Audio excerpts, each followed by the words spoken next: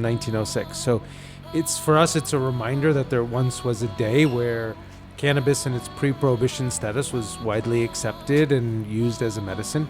Secondly, it's also a reminder that we've had almost 120 years of a racist war on drugs. And so for us, it's our North Star. It's a reminder that there once was a day where things were really good, and also we still got a shit ton of work to do to make up for 100+ years of a racist war on drugs. And, that's where I mean.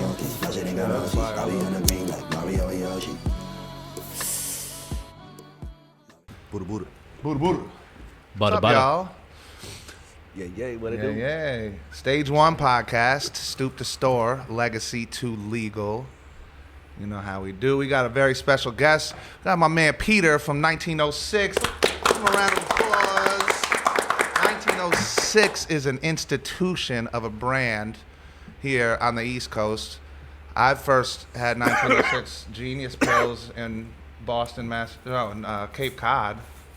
And my sister came from Texas, and she through Boston, and she stopped in a dispensary and brought them. And she was like, I don't know, you should try these. I was like, these are fucking great. And then as soon as New York came in, and I met Matt Catalano at the at a Fernway rooftop party in Manhattan after the MJ Unpacked MJ or Unpacked. something? Yeah. And he was there fucking hawking pills like 1906. With his fucking fanny pack. To bring 1906 to New York. It's like, yeah, man, fucking check these. You got these chocolates, you got these coffee beans. I was like, fuck yeah. And then I think when we opened our store, we had Go Beans and Love Beans to open the store with. So, Yep. Thank you. yeah, shout out to you guys. Wanted to talk about the Go Beans specifically, right? They have naturally occurring caffeine in them, so you get to keep them on the market in New York, right? Yeah. But anything that caffeine gets added to, you don't get to have anymore? Well, actually, now we've reformulated the Go and the Genius to add coffee in it, so now it has naturally occurring caffeine, and so now it's back on the market after a long fight and hiatus with the OCM, but we're in a good place finally. Yeah, and so that to have to come to a state like New York and reformulate after you had some tried and true success in Massachusetts and like a really close market. What's that like? We were talking earlier about the cannabis market in general. There's always like so much adversity and you have to be able to persevere and push through it, right? And that's like just a perfect example of that. That's why I practice yoga, so I can stay in this market. You got to be flexible. You got to be the yoga man right here. This guy is a certified yogi. Right. You got a friend right here. I love it. So we're doing puff pose coming soon. It'll really definitely keep your mind together. It helps. I've learned holding the poses, staying, even giving myself the grace to lay on my mat and give myself a break.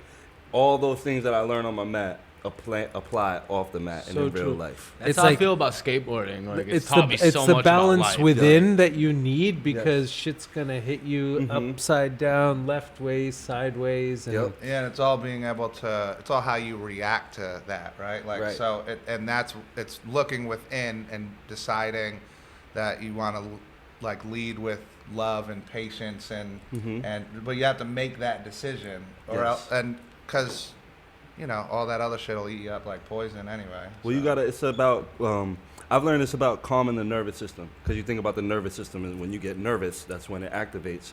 And it's like not even just about like that could go as deep as like when you're in a pose and you're feeling uncomfortable, so you want to move, right? That's the nervous system. yeah, Right. As same as if you're in a conversation with somebody and the conversation starts to get uncomfortable and you want to move or you want to react or you want to have a certain, but you still find that same peace or that same ability to be like, no, I'm not going to move. I'm going to stay where I am right now. I'm going to stay still, find my stillness, find my center, and move from there. Well said. I was thinking about the story you were telling earlier about when you got robbed. Yeah. and you still opened up that day. That's right. It's Fuck like yeah, we did. that is a classic example of like you get hit, You but get you hit just move a little bit left or move a little bit right, and you continue. pivot. Yeah. Yeah, we had a great day that day too. did. You know, and the community, like honestly though, the community heard showed and up. they came and they checked up on us and they made sure everybody was good and they were like, you know, it ended up being a good day, and that's the difference, right? It's like being able to shift your perspective and shift the energy in real time. And it's a skill. It's hard to do, and that's why, you know, practicing yoga. That's not an easy thing. It takes time to really that you have to dedicate to it to, you know, be able to hold those poses. Anything more than downward facing dog or child's pose, you know, you gotta really put it in. For sure. Because there's some poses that are easy to hold. Like right now, we're technically all in the yoga pose. You know what I mean? We're just sitting down, sukhasana, you know, easy pose. Yep. But then there's poses like Warrior 3, where you're trying to balance all your weight on one leg and you're like standing and your whole body's in a T. And that's not easy. Yeah. But they're both yoga poses. You know what I mean? It's just the same thing with life. Like there's different levels of how easy it is, how hard it is, and you just got to prepare yourself for the things that you're not prepared for, is what I've learned. Right. Yeah. Well no. said. Absolutely. Well said. Yeah. That is a fact. That was a great example today with that dude too. Mhm. When you came in, it was like Yep. real life Jay and Yogi Yeah, centered. Like, for sure. it was Did crazy. you have a rough customer? Not really a rough customer, but somebody that came in and was like, he was rough around the edges. Bro, this story is wild. It is wild. Should I say? Yeah, go. I Yeah, think you should. Story time with So Rick. he Come on. came in It's been a and minute since we had a it story was time like, with Rick. bro, he came in and The sunglasses. sunglasses on. It's 8:30 p.m. yeah, Okay. hands in both pockets. Negative puffer 20 jacket, out. So I'm already kind of like, And you're sitting in front. yeah. So Yeah. I'm like, all right, what's this guy on? Because he's kind of moving weird and he's asking me these questions. Like first, he asked me if I could give him access to a Microsoft computer here so that he can hack into someone's account that took money from him. Yeah. And then, like, all right. it started off with the weirdest handshake ever. Yeah. He shook my hand and introduced himself, and I went to, like, take my hand back, and he just held held on to onto it. it? He's like, And nah, he- what's your name? And he wouldn't let it go until I gave him my name, because he told me his name, and I was just like, cool. And I went to go take my hand back. I'm not gonna tell you my name, bro. I don't know you like that. I got And, a name tag anyway. Yeah. it's Read it. like- That's what it's So for. he just did some weird stuff, and then he asked me if I knew like fraternities around here. I was like, no, man, I'm so far removed from that culture. Like, no. And then he was like, all right, I have a secret question.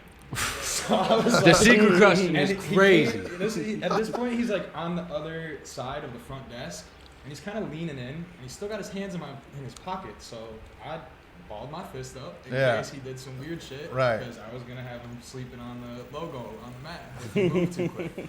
So he leans in, he's like, you know where I can get crystal meth? I was like, Oh man. Oh, he said crystal. I thought he said methamphetamine. oh, methamphetamine. Like, he said like the Yeah. actual He was fucking like, you know, I like. can get methamphetamine. And then he starts to tell me that he was like, I was like, no, bro, this is not this kind of establishment. Like, you need to leave. He still took his order, whatever. But then he goes on and starts to tell me, I mean, fuck it, right? Fuck it, right? Like, Plan B. we ain't got that, but we got this. Still sold the weed. Whatever. and then he starts telling me that it doesn't matter that I don't know where he can get this stuff because he has access to all the chemicals to make it. And I was just like, whoa. Oh my And then goodness, I he didn't tries even to know tell that me- part. he Fucking tries to tell me the Heisenberg. formula for it, and I'm like, bro, I don't want to know this. I don't want to know this. Stop talking to me, please. That is. And then Ryan took his order. That is a and pretty funny. Sent him out with some weed. That's a pretty funny. What did he get? Then Ryan told him how to improve his Do we recipe. know? I have no I don't know. idea. I didn't That's- cash him out. I was just clocking him. The whole That's time. pretty fucking. He fun. called That me, is a I'm up funny here on story. my I break. called Jay. I'm like, yo, where are you right now? He's like, I'm up here smoking. He's was like, I need that Zen Can Buddha. you come down here right now and back me up? in case something goes down because I'm getting a really weird vibe from this guy. I'm like, I'll be right down. I think I saw that in the camera. He had like a navy blue puffer jacket on. Yeah. They had sunglasses. Yeah, I didn't turn on the mic to hear it, but I was just checking in to see like what the numbers were looking like at 8:30, and then because I was like, all right, I got to go over there and set up for the pod. And I was like, let me just see what everybody's doing real quick, and then see maybe I call somebody to do something, and then I did see that interaction. I didn't turn. Like something in my head was like, turn on the audio. You should listen to that. I didn't. I just watched it. I watched some of that. Yeah, But yeah, Jay came through, and you could probably word it better than I. Yeah, well, so pretty much like I came down and I just like, because he asked me, like, okay, come pull down this weird dude and just make sure everything's cool. So I'm like, yeah. So I'm just standing there and I'm looking around. And he like did the nod to indicate who it was. So I see him, and I'm kind of just like there chilling, just standing around, keeping an eye on him. And I totally felt a darkness from him.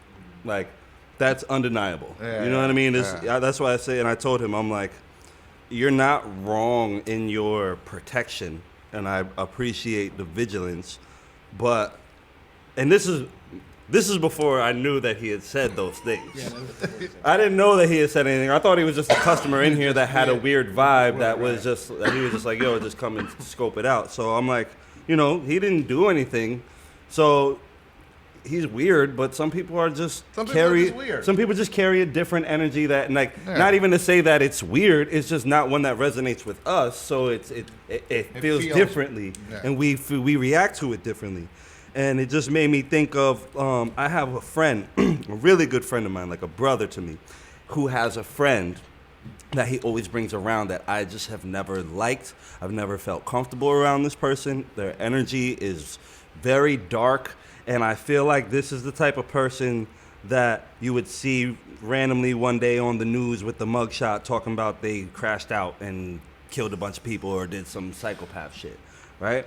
And for years, like not even for a little while, for years, every time he would come around, I just like have this standoffish energy towards him, like keep him away from me. I don't bring him to my house, none of that. You know what I mean? But it got to a point where I had to look at myself, and I had to just realize, like, that's not what God wants. That's not who we are, because you don't know what anybody else is going through, and you don't know what's happening in certain people's lives. So, like, who am I to just say that because I don't like this person's vibe, that they're not welcome to exist? Because at the end of the day, that person, dude in the store, he came here to buy some weed. And I know you would want anyone who comes to the store to buy some weed will be able to buy some weed. Absolutely. So Absolutely. My thing is, like, we got to be, until somebody steps out of line and does something that warrants some type of somebody got their treatment. hands in their pockets the whole time. No, Watch them. No, that's why. And I told him, I was like, I appreciate the vigilance, and you're not wrong. That's why I started off by letting him know, like, you're not bugging, because I feel it too. But at the same time, he didn't do nothing, so we gotta just, treat him like he did a little something. But I didn't know that yet. I didn't know any of that yet. You know what I'm saying? He didn't get to explain all that. You know what I mean? We didn't get that far yet. Because he was still in there. Yeah. Right. When I started to, he walked back in the store. Yeah, he started explaining to me. He walked right back in. I was like, now it begins. Right. This is where we. So, and then after that whole interaction that he's talking about, he came back 'cause he was waiting for his Uber. So he's in the store for like a good 5-10 minutes after that whole weird ass interaction, and me and Ricky are kind of That's just when I there seen just him, like, right? Yeah, that's what you. And that's what I was looking at the motherfucker too. I'm like, this is fucking weirdo with his glasses. So Peter, I met you, I think the day, or like it might have been a couple of days after the robbery, right? Yeah, it was right after that. It was right after that, and you came in with Mel, with Melanie Dobson, I think, right? Yep. And you, man, I forgot where I was going with that. I just got fucking The robbery.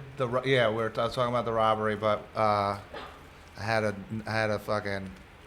I'm already fucking stoned. I'm already. I should have brought the genius. What the fuck? Sorry. Yeah, that's what I'm eating some genius pills, man. Shit. But I just wanted to kind of get you involved in what we're in the conversation a little bit, and we're talking about, weird shit. like weird customer interactions. And I think that day that we had, this is where I was going with it. That day when I met you, I think you were telling me about weird, like vibes in other stores. Because you've been to how many stores? Like, I've probably been to over 1,000 dispensaries at this point. Yeah. How many states is 1906 in?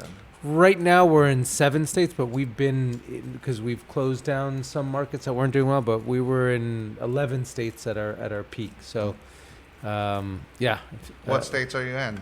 So we're in New York, obviously, Yeah. Illinois, Missouri, Oklahoma, New Jersey, Massachusetts, Pennsylvania. Okay. And then we've exited from Arizona, Colorado, and Michigan. Okay. So I've heard some like interesting things about a bunch of those markets, right? So I'd love to pick your brain on some of that, like get some of that knowledge about what other markets have done that might have been helpful to the market, and what some markets have done that have been super hurtful to the market, and what New York is doing in relation to those kinds of things. So let's touch on first some of the like more beneficial policy that you've seen in other markets that you've worked in. Yeah, I think let's take Oklahoma for instance, right? Yeah.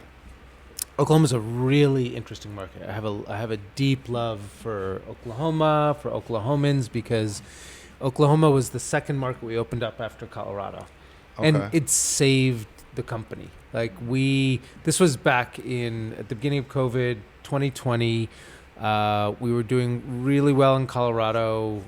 COVID hits, and all of a sudden I'm staring down the abyss of like, oh fuck, because first they were gonna shut down the Colorado market. Then they deemed the Colorado dispensaries essential businesses. Thank God. So that was a good, smart decision, because when they first said they were going to close down Colorado dispensaries, you then had massive lines, which is the total opposite of what you want during COVID, right? People, Seriously. So they woke up and be like, okay, this is probably not a good. Don't take away people's right to weed, Right. But all the tourism dried out of the Colorado market, of course, and much of the Colorado market was supported by people coming to Colorado, buying products, and then bringing it back home, or at least consuming it here. That's a huge part of the Colorado market. Yeah, everyone I know that lives out there, they don't buy their weed at the dispensary. Like, they either grow it themselves or they get it from somebody that grows it. Most Colorado people I know don't buy it at the dispensary. Yeah, exactly. And, so people come to go into Colorado from other places to buy weed. Whether they're driving from Texas, or people who are, on vacation in Aspen or wherever it is. I remember, when that happened, and our partners in Oklahoma, right before actually COVID happened, called me up. They're like, hey, we've seen your brand. Would you be interested in coming to Oklahoma? And my first reaction was kind of dismissive, right? As most people do with respect to Oklahoma. Right, when they think about Oklahoma. And especially like an Oklahoma weed market, all I know about Oklahoma weed is that they grow like 5 pounds per capita is the number that I think I heard. Probably. That's crazy. Yeah. So Oklahoma was the first market we opened up right in the middle of COVID in September of 2020. And it saved the company. And we did super well, like from day one. What I love about the Oklahoma market, so it's a medical market, so you have to have a medical card, but it really, like, everybody can get a medical card. And I think the last time I checked, the statistic was somewhere close to 10% of the population has a med card, which is the highest med population.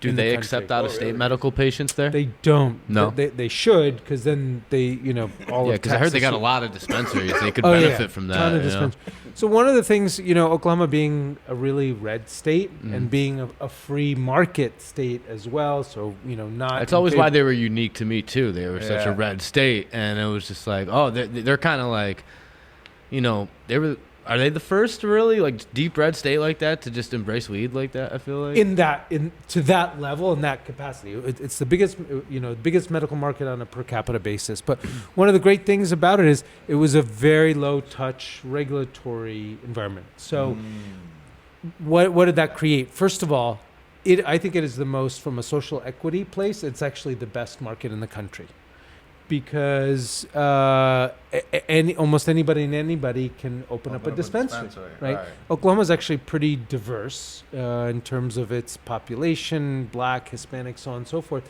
And so you've got a lot of really great entrepreneurs who've been able to establish themselves as businesses without having such a high burden to open or to run a business.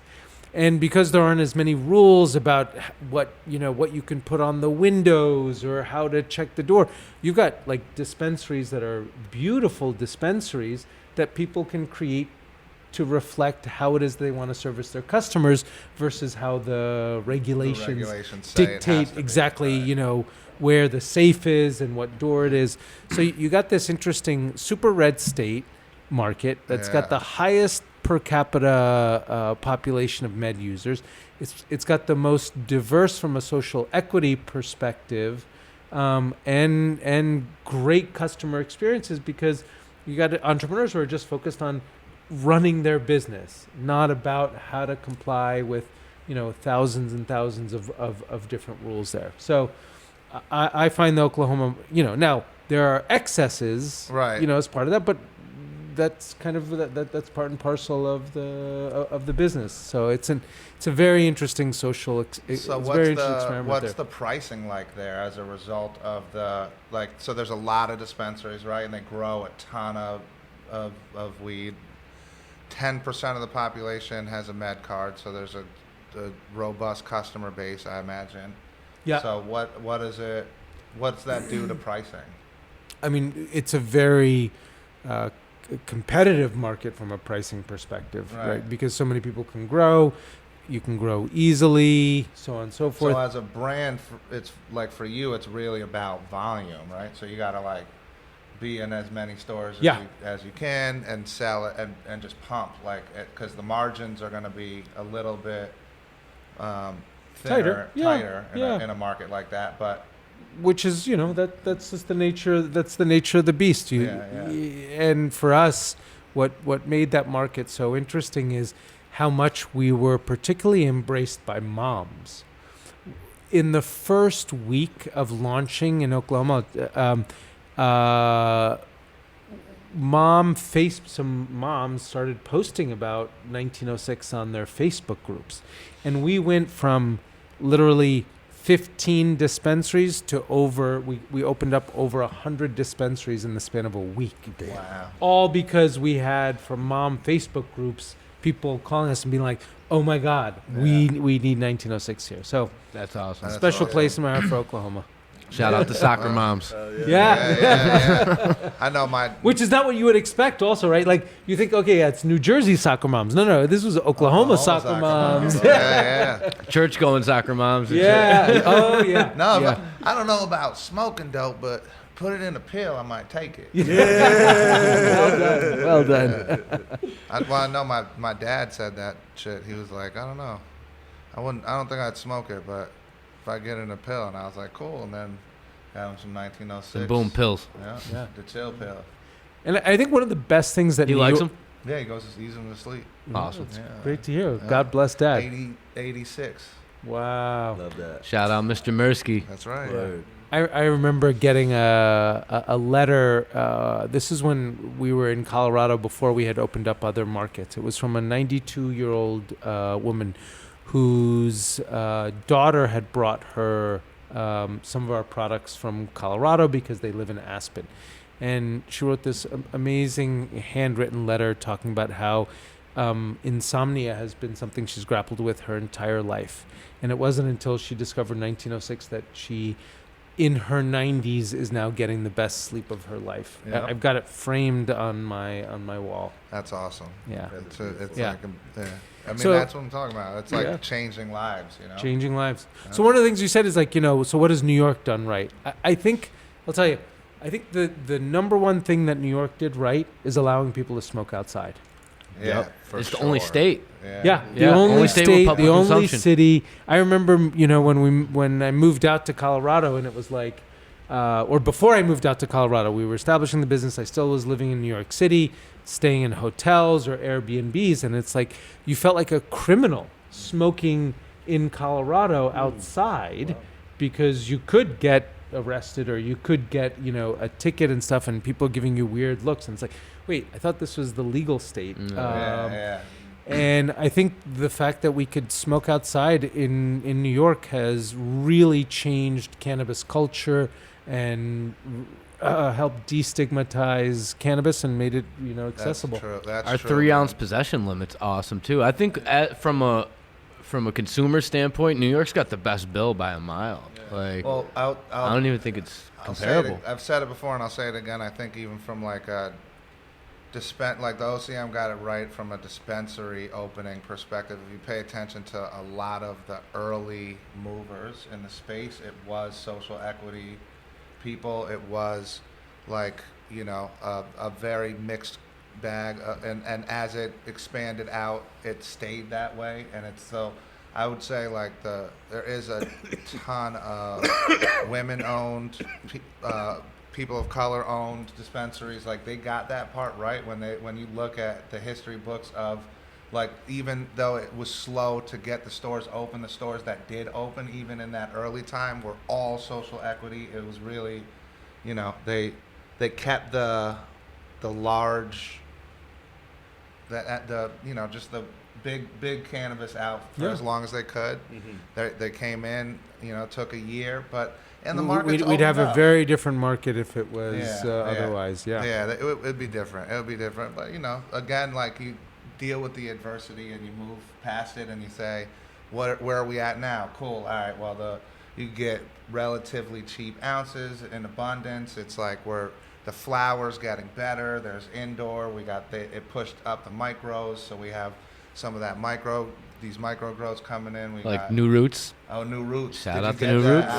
out of the fridge? Oh no, this is the one I bought last week or 2 weeks This ago. guy, see, that's how you know it's some good shit, because he's buying that shit. I'm a bougie smoker. Yeah, like he's I'm a fucking bougie. Like, especially when it comes to the dabs. So like that's how you know the New Roots. I'm gonna keep plugging them week after week. They're fucking amazing. From right out here in the Voorheesville, right? Voorheesville. He's fucking killing. He's got great flower. He's got great. The flower is what got me into him. Yeah, and but. I mean, if you think about like most other recreational markets, there is no craft cultivation. Right. I mean, I don't, Massachusetts doesn't really have it. New Jersey doesn't have it. New York's about to have it. New York has it. Illinois doesn't have it. Colorado did, Oregon still does have it a little bit, but from, I think, east of the Mississippi, there is no really craft cultivator market. So it's pretty cool to see that come up in New York. I mean, they did really well with craft beer in New York, so why not? That's like the example that they always use. They talk about how the craft beer, the wine, high-end wine, all that is grown, grapes in New York, barley and hops from New York and local farms, and they're trying to bring that into New York. And that's another thing they did really well was, having all of the cultivation and processing happening in New York. So is it like that in most other markets? Do you have to partner with people in other markets in the same way that you had to do in New York? Yeah. Our model has always been kind of a partnership model, which works really well you bring for your us. Like formulation and your IP, your branding, and find a good producer that's willing to. Well, actually, this is an interesting digression of the story. So part of the Oklahoma story. So we had the opportunity to open up in the Oklahoma market, and we make chocolates at the time, and we made pills. We're really, we own the pill market. We're 90+% of the pill market. Nobody else really knows how to make pills. We spent years developing that. The problem was we didn't have any money at the time, right? It was in the middle of COVID. And so we were like, okay, fuck, how are we going to produce in Oklahoma? We don't have the money to buy another pill press and set up a whole pill operation. And so what we did is we overproduced in Colorado for a couple weeks, and we packed up all of our pill operation into a 24-foot truck, drove it to Oklahoma, set up shop in the facility there, and brought our people, and we made the first production run in Oklahoma with our people, with all of our equipment, and then brought it back to Colorado. And we're like, okay, then we'll have enough money and we could buy another set, buy another set. And then we realized, actually, you know what? Actually, that wasn't as crazy as we thought. And I was I loved Breaking Bad, right? This is what I'm thinking the whole time. When you took it on the road, you're like, we didn't produce in the truck. Like, we actually produced in the real facility and, GMP and everything else like that. But then we say that's how you know Matt Catalano, because you were fucking making shit in the back of the truck. and that's where the first batch came from. The batch truck. And that became our business model, where we have teams of people that bring. Now we have 4 or 5 rigs that we drive into different places across the country, right, to different markets. We set up shop, we produce, and then we move it to the next market. And it's funny, that's exactly how Melanie described it when she was talking about the partnership with you guys as a brand. When she was one of the first people that I met in the cannabis industry through a friend of mine, Dan. Shout out Dan Roth. He part of the original Stage 1 crew, actually. And we got our license, he was like, I know this woman. She's super smart. She has this farm on that she's managing in Hudson. You got to go meet her. I'll set it up. So this was like probably a week after, or not even, like a few days after the licenses got announced. Then she invited us in with open arms. We came, we did a little tour. Like, the farm was already winter. It was like November, December. I think it was like early December when we went there, so it was already everything. But they were like trimming, and they were bucking some stuff, and she had some I can't remember the strain, but it was incredible. She gave us just like a little nug, and then sat us down and talked all about the 1906 brand and a few other brands, but really talk about how you guys are moving a whole operation in. You're setting up in their facility, totally compliant. OCM came and inspected everything, and it was just very like, okay, you guys are fucking serious. So they're coming into this market. They found a partner that they're comfortable with, and we're going hard right from the beginning. And this was before there was any dispensaries open. Yeah. So, fucking genius. Yeah. Like, you have your finger on the pulse. You knew what was coming. You were prepared.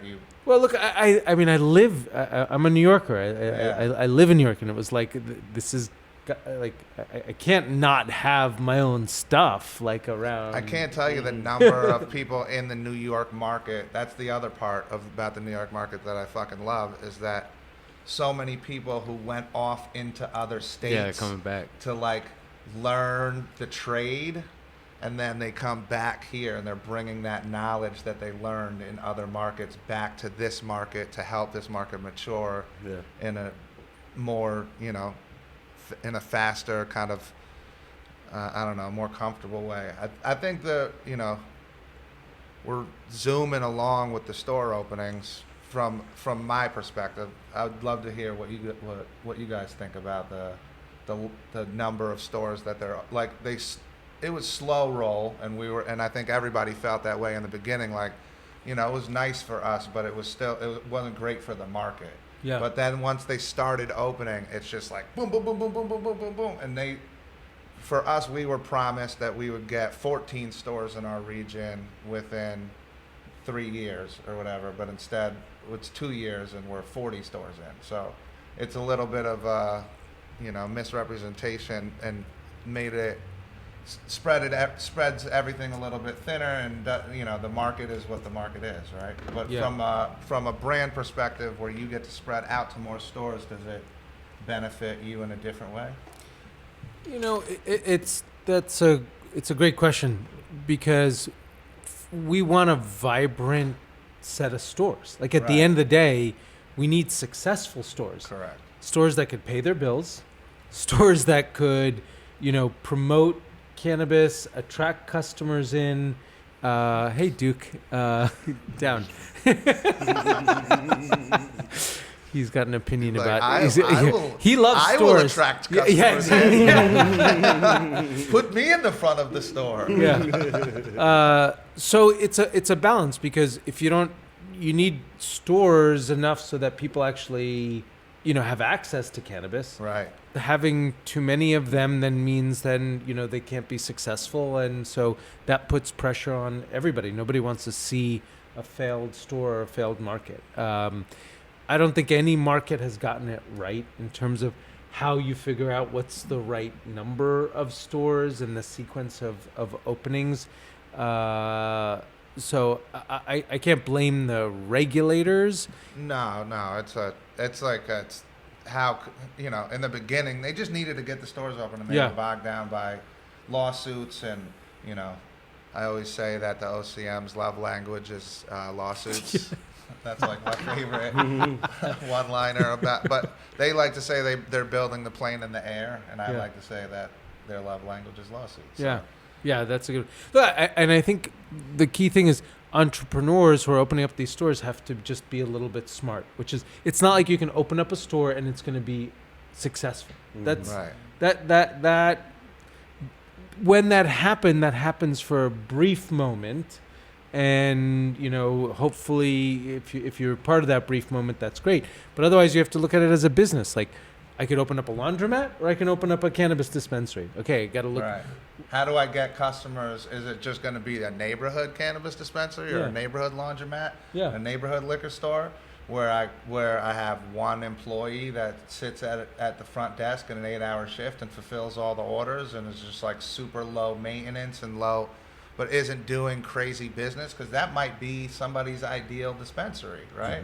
And or am I going to do, 400 people a day and or 2,000 or 2,000 people a day? Like, look at Strain Stars. Yeah, seriously, exactly. But the issue is that you have a much wider spectrum than that, where you might have people doing 50 people a day, and like, I don't know, the bulk of the people are on the lower end from what I'm hearing, and so I just wonder what that does to a market. I think the problem is we make it so expensive to run these businesses that you can't run a viable business on 50 people or 100 people a day.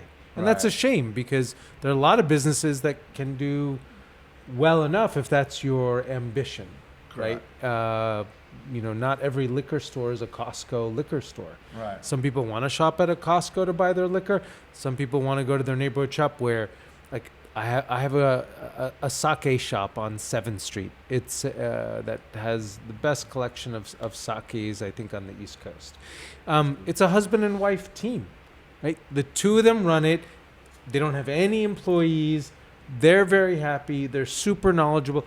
I go there all the time because I value them. I value the selection that they have. But it's a small shop, which is, they don't need to see. They deal with the connoisseur. Exactly. Right. And it would be nice to have that kind of diversity of markets, so that me as a consumer can choose, and then also somebody could specialize. You know what? I'm going to open up a dispensary, and all I'm going to deal with is Hudson Valley sourced flower, and I'm just going to give an outlet for flower that's grown, in the capital region in the Hudson Valley. Wouldn't that be great? Yeah, definitely. How many like brand, like, I'd like to see more of that kind of small batch flower that we talked about, that so that something like that could exist, where it's like, I only have, because you could buy only only Hudson Valley grown flower right now. But you'd have a pretty slim selection, I think. Like there's a few brands. Yeah, but wouldn't it be nice, like, to have more, right? Right. If there were more of these types of outlets, then you could do that. And I think that's part of the challenge overall in the cannabis market is you have 70% of the stores that look the same. Right. Or 60, whatever the right number. But there's a high percentage of stores that basically look the same, carry the same selection. So well, they did these $1 million build outs, and they I don't know how many of them took the Dasney money, but you got a bunch of that going on, which is like that's some of the negative press that you see is like they still try to spin it. I don't know. Do you know of any Dasney stores that are like crushing it, super successful, or are most of them kind of I can't in the same predicament that like Smacked is? They Smacked that did like a big had a big article about them. Yeah, Patricia and which is crazy because Smacked is right in the middle of Greenwich Village. It's an amazing store, and I know that they they were the first to open next to Housing Works. So they were early movers. So they had a lot going for them. And I know for a fact that like their rent is actually slightly more reasonable than some of the other crazy rents that I heard about in Manhattan, especially for the location that they got. So, but their build out was fucking ridiculous. They spent like a lot of money on that build out, and Dasney pushed them to into that, and now they're feeling like it was like predatory and no, totally. And look, unfortunately, also just because of the rules, like you walk by that street and you have no idea it's a dispensary. It's not inviting on the kind of on the front. So you walk. There are thousands of people that walk on that street, and if there were better rules around just that, like what you can put in your window, they'd be getting a lot more people just to naturally walk in. Hey, buddy. Jay, I think he thinks that you got that you're opening something that he wants. He's like he knows the sound of 1906 opening. I was about to say that. He knows That's it. Hilarious. The person get pie from. Yeah. I love that. Yeah, wow. I mean, I'm loving this. So do you only smoke New York flower, or do you smoke flower from other markets as well? I like. Basically, I've been only smoking New York flower lately. That's a big change. Yeah, it is a big change. It's massive change. I think every once in a while I might get a little bit of Maine flower, but not. I'm not smoking much Oklahoma pack or Cali pack, but I know that it exists in the New York market, in the New York black market. You can definitely get absolutely a lot of that. Yeah, a lot of it. Yeah, but yeah, all New York. Like we got some really talented fucking growers right now, producing really good flower. Now that it evolved from the time it opened to now. For sure. Oh my goodness. For sure. The evolution has been amazing. And it's been cool to be a part of it and to see it. And like, it wasn't always was I only smoking New York flower, but like now I feel like I can. Yeah. And it's okay because there's some good shit, That's nice. How about you? Have you found any top-notch flower that you really like in New York? Hudson Cannabis I love my Papa Smurf. Yeah, Papa Smurf is King Kong was a massive fucking seller for us when. Yeah, it's too. Look, here's my issue. Papa Smurf was too, though. Yeah, Papa Smurf was too. My issue with flower and the flower market is, and this is something I think the regulators have totally fucked up, unknowingly. Right? We think that putting the THC potency is a really smart thing because it's transparent.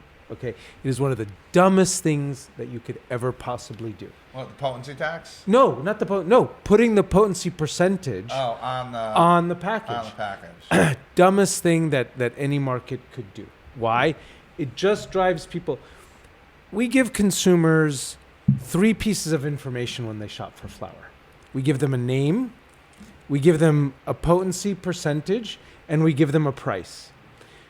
None of those things correlate anything with quality, right? But we as humans are, excuse me, it's normal for us to think a higher number is always a better number, other than price, right? So the name doesn't tell you shit. The price is what it is, and then so you get fixated on potency. You know, it's not that we don't need 32% weed. It's not better than 28 or even I would say 16%. I was gonna say 16, 17%. And so now some of my favorite strains in the teens. Sour Diesel's notoriously a low THC. But it won't sell if you put a 15% flower, it wouldn't sell. No, right? Well, we had to price it right. No, but you see, why should you have? But why should you have? We bought like specifically low. I would. That's I not would true. pay That a New lot Roots more. was 17%. Yeah, but I'd pay a lot more for 50. The terpene percentages are like 3.2% though. So we really try to educate people on the entourage effect and how like potency is not just THC percentage, but there's all the minors and the terpene percentage really. The shit's gonna get you high regardless. Like you don't worry, you're gonna get high, dude. Like So okay, you're gonna have to puff twice or 3 times. Like whoa, like are you so busy that you can't take 4 puffs instead of 2 puffs? Like that's true. I mean, really. So I think in this move towards transparency, we've really misinformed consumers and had them, and also growers. It also sucks for growers. I mean, I hear this all the time from growers, which is like, I just grew this great shit, but I got to try and make the plant express something in the 30s, which is completely unnatural to the plant. Why? Because that's the shit that sells. Well, why does it sell? It's not because everybody is such a stoner that they need 30% weed. It's that consumers don't have a way of really making educated decisions. Like, who buys wine on the percentage of alcohol? Right, that's true. Right. And one thing I always say to people is, like, before the dispensaries were open, like especially in New York, before it was legal, would you have ever asked that question to the person that you was buying your weed from? Like, whenever you ever say, hey, what's the percentage on this? No, that doesn't happen. Yeah, you know facts. I mean? Yeah, exactly. Not going to sit in a trap and ask motherfuckers what the THC. But then now, because you know what I mean, it doesn't happen. You're like, yo, you got fucking sour or haze or what we got? What we got? The fruit pack or the fucking sour pack? That's the gas pack. Yeah, you would smell it. You'd ask the person how it makes you feel. Like you'd make decisions on like smart things. Yeah, so for sure. Anyway, that's my diatribe against the legal flower market. Sorry. Yeah, no, there are good things and bad things, right? Yeah, for Do sure. you have what would you say, if any, what are the biggest differences between the New York market and some of the other markets that you've been in?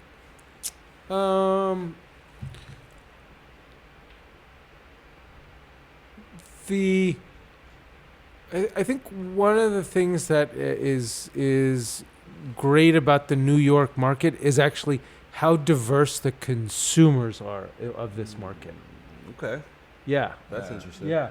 Right? I mean, you see it in your store from 90-year-olds to 20, 22. Yeah, sorry. 21-year-olds. 19-year-olds. 21-year-olds to, in the medical market, 19-year-olds. Yeah. So no, you we don't see definitely that had in a couple other 19-year-olds states? try to pull up. They try. I think New York is one of the most diverse in terms of the consumer base. Okay. Now, question: Can they sell 1906 in a medical dispensary to somebody that's under 21 because it's a recreational product? We don't sell to any of the medical dispensaries in New York. Gotcha. I don't think they can buy from the adult use. Not yet. I thought they were gonna be able to. No, they were gonna put like other. The medical. Yeah, patients? I thought they were being told they got to have some other brands on their shelves. They still have to. Well, they've been making some changes to the medical program for sure. Gotcha. Yeah. I don't know if.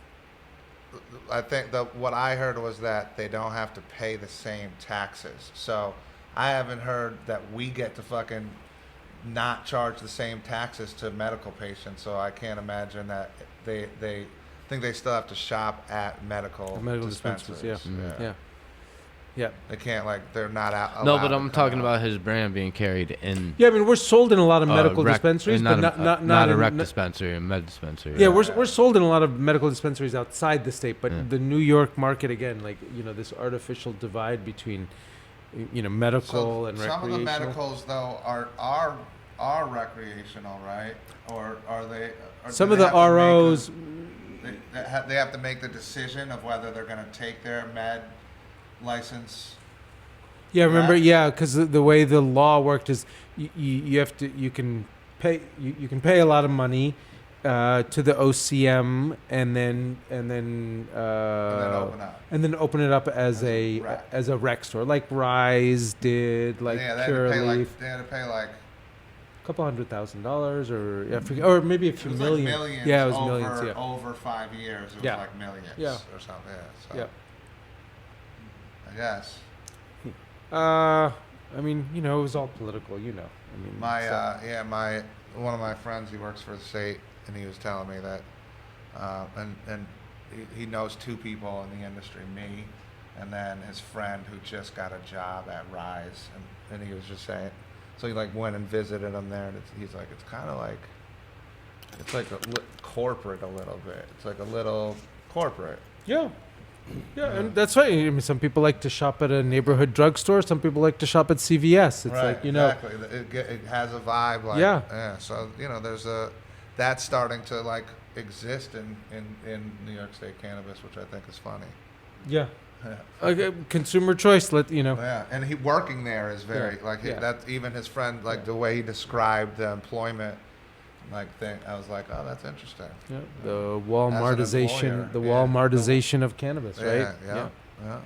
Because they're massive, so they have to think in a certain way. They have to work in a, as an RO and as a, multi-state organization in that way. Well, look, I mean, they made that choice. They don't have to, right? Yeah.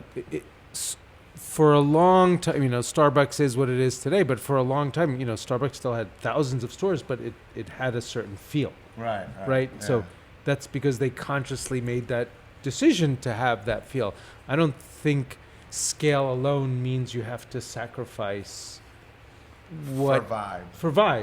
But they're not trying to go after vibe. Right. And, that's okay. That's your choice. There's a good market for that, though. Yeah. People feel comfortable shopping there. Quick question. And y'all was getting into this, but what inspired you to take cannabis and put it into a pill form?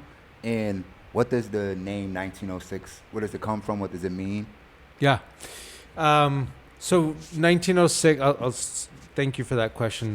But where does 1906 come from, and what inspired us to put it in a pill? So 1906, the name comes from the year that was the Wiley Act was passed, which effectively started the prohibition of cannabis. And our mission really is twofold in that respect. One is, there once was a time where cannabis was widely accepted, was available at apothecaries, and was considered, a part of the pharmacopoeia and plant medicine, and that wasn't too long ago. That was in 1906. So for us, it's a reminder that there once was a day where cannabis in its pre-prohibition status was widely accepted and used as a medicine. Secondly, it's also a reminder that we've had almost 120 years of a racist war on drugs. And so for us, it's our North Star. It's a reminder that there once was a day where things were really good, and also we still got a shit ton of work to do to make up for 100+ years of a racist war on drugs. And that's where our name comes from. Yeah, that's fire. I love that. Yeah, that's a beautiful story. It's also the benefit that it shows up first on the list as well, above the A's. The numbers show up first, right at the top. And people remember numbers more than they remember names. Right. So we love our name. in terms of the pill, so, when we started in 1906, to give you a little bit of the background, we all love smoking flower. My co-founder, Geeta, and I, we started the company together. And a big part of it at the time was twofold. One was we love smoking flower. And back in 2015, most edibles really sucked. I mean, a lot of them still do suck, but they suck less, right? And there are times in the day and places where you can't smoke. Whether it is like, it's not convenient, you can't smell, you're not allowed to, whatever it is. So it was like, boy, that really is like jumping into an empty swimming pool to go from flower to taking edibles at the time. You have no idea how it's going to make you feel. They taste like shit, and it takes way too much time to hit you. So one of the reasons why we started the company is to make edibles for people like us who love flower, and it's the closest thing to a flower high you can get in an edible format. Fast acting. You know exactly how it's going to make you feel, just like I know how Durban Poison's going to make me feel.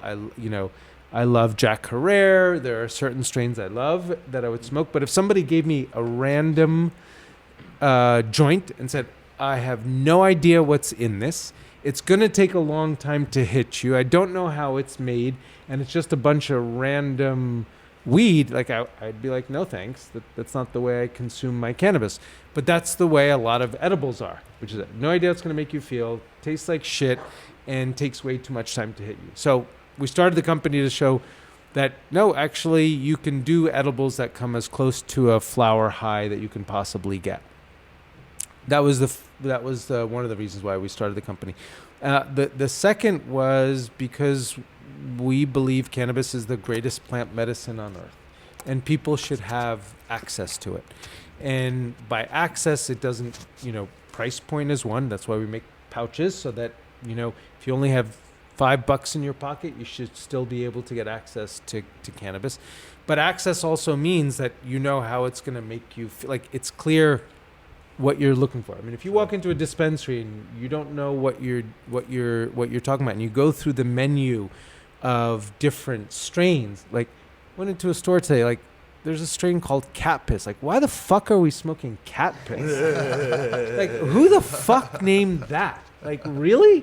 What grower thought that was a good idea to call it cat piss? There is a strain. There is a strain of haze that smells like cat piss, and that is like so. Crazy. Yeah. That's like That was that shit. Like you walk in the room, and be like, did somebody piss on your shirt? Like, did cat piss on your clothes? Like, what the fuck? I will say too, accessibility is like, who hasn't like taken a supplement or who hasn't like been prescribed a pill to take to fucking feel better. Right. So you like got a headache, take a Tylenol. Something, right. Take a who hasn't taken a Tylenol or a fucking aspirin. Right.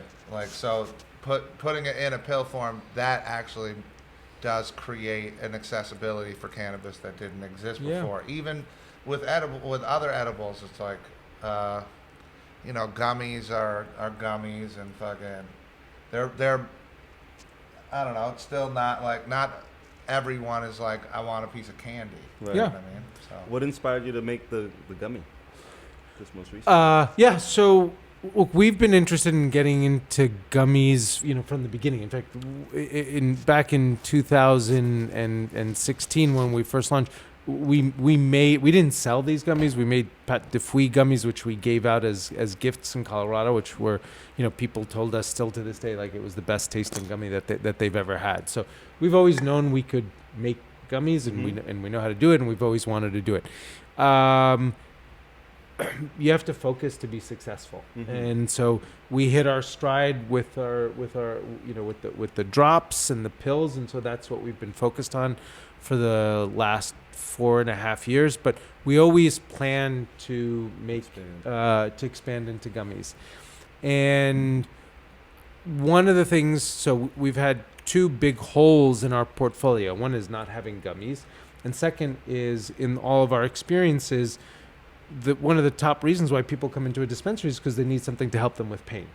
right? And there's no products that are formed outside of topicals. Really, there are no products that are specifically formulated for pain. You can get high THC stuff that'll just get you really high, strong indica, or you can get high CBD stuff, but that doesn't capture the full benefits of cannabis for pain. And so we've been working for years on something that'll address pain. And these things just take a lot of time. You have a lot of blends, like you have things that you're adding, and we talked about earlier, coffee into the go pills, and so do you have like does anybody on your team like have a background in pharmacology, or like, so where you're getting these mixtures from? You have a proprietary kind of like formula going on and all that? Yeah. We have a team of amazing scientists, that work for us, as well as part of kind of our broader team, from medical doctors to pharmacologists to natural product chemists to clinicians. And so, to create our products takes more than just, it takes a lot of scientists together to do it. Like our relief products, they have 6 different cannabinoids and boswellia. There's no product in the market that has the breadth of those cannabinoids that are there. I think we're the only product in the country that has that uses CBDV, for instance, which probably most people have rarely heard of. So CBDV, I've heard of THCV. So Yeah. what's CBDV? Yeah, CBDV is a rare cannabinoid, and it is way more beneficial for reduction of inflammation and promoting sleep versus CBD. Okay. And so we've done clinical. I mean, we've. Is it more even than CBN? Yeah, it works. So CBN kind of helps put you to sleep, right? Yeah. CBDV is more focused on working with the CBN to promote a restful night of sleep and reduce inflammation. And we found it to be more effective than CBD in the studies that were done. That's awesome. It's also probably the most expensive cannabinoid at over $10,000 a kilo. And so we don't spare any expense. And so we spent years working on relief until we got to a place where the cannabinoids that we wanted to use are commercially available. The market we wanted to open up in New York made sense. And it's been, we're only a month or so in, but so far it's been, we sold out in the first week. So it's been a huge success. I mean, gummies are massive in New York. I mean, even in the beginning. And I think, the way the market launched, because there wasn't an abundance of super high-end flower in the beginning, so a lot of people were jumping into gummies. Yeah. To start, and I remember that being like a part of the news cycle about cannabis. It's like, oh, New York's eating a lot of gummies. I want to shout out Mike Zoom. He's one of our regulars that comes in all the time. And once he discovered those, he doesn't order anything else. Like he hasn't not ordered them and had that on his order since you put them out. So that's why I'm gonna shout him out right now since we're talking about these things. It gives me goosebumps to read the testimonials that we keep getting in on people who've been suffering for so long, whether it be from opioids or unable to find something that really helps them, and plus I think it's a great high also. Without, it's the closest thing to we've taken the best parts of, ketamine's great for pain, and we've been able to replicate some of the best aspects of ketamine through the different cannabinoids and boswellia into, closest thing to like a ketamine-like effect for pain that you can get. No shit. Doing that ketamine therapy, have you heard of that?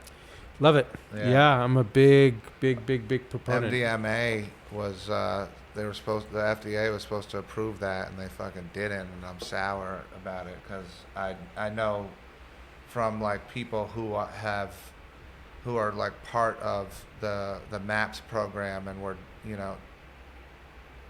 our psychedelic psychotherapists, and putting the work in, and from their kind of actual hardline data, the amount of people that it helps is unbelievable. But ketamine is the closest thing we have right now to that, and I've definitely heard it's worked wonders for a lot of people. Yeah, it's we were one of the first companies to offer it as employee benefit to our employees, so they can actually go and get ketamine therapy. That's that's covered by 1906. Because what? Yeah. Not to get a job in 1906 with some ketamine therapy. Yeah, we love our healing substances, right? Yeah. I mean, yeah. Yeah, man. Cool. And psilocybin has that same healing effect in a lot of ways, microdosing wise, and there's a lot of studies being done in the same field. what do you think about allowing dispensaries to sell microdose psilocybin?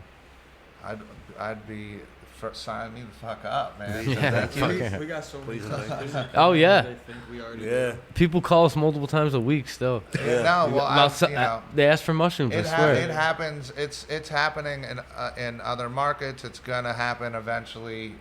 I think. It's just gonna happen eventually.